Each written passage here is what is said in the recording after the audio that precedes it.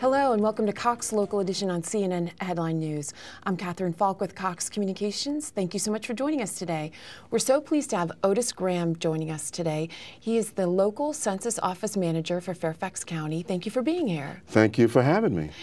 Tell us, what is the census and why do we conduct it every 10 years? Well, the census is the way that our government counts our population. We do it every 10 years. And it's the method by which we use to determine the distribution of federal dollars back to our communities and the redistribution of political power, meaning representation in the House of Representatives. So this information is very important to our future.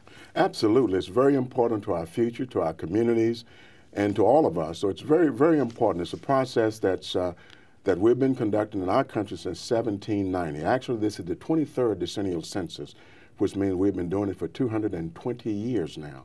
Wow. And this is a method that's tried and proven, and it works. It works well for our country. So what are the benefits to individuals and communities for participating in the census? Well, the benefits are quite numerous. We have $400 billion that will be distributed back to communities based upon the census count. So it's very important that the communities, that we do an accurate count, that we count everyone, we count them where they live on April 1, and we count them only once, because it determines the fair distribution of those dollars back to the communities, and it's based upon population. So very, very important that we count everyone. So if we don't respond, then we don't get our share of the money. You may not get your fair share because we don't respond, because it is based upon the population count. And these funds go for schools, hospitals, roads, and many other community services back to our community from our federal dollars that comes back to the community. That's great, and we've never needed those funds more than we do now.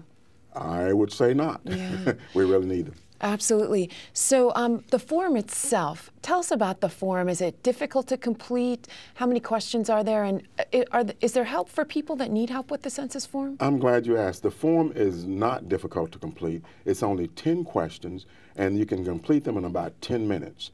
And yes, we do have, for individuals in certain sectors of our community, I have set up 55 questionnaire assistance centers where individuals can go in and get assistance if they have questions about completing the form or need help in completing the forms. So we do have assistance for those that need it. And I'm sure those are multilingual assistance because that's what our community needs, absolutely, right? Absolutely. We'll be able to help anyone and everyone that visits our centers. So tell me about all the personal information that's gathered here. I know people are sensitive about that. I know you take a lot of strides to protect that because your office is very secure, but tell us, how do you protect the personal information for people? Well, the personal information that we gather that's on the form is protected for 72 years.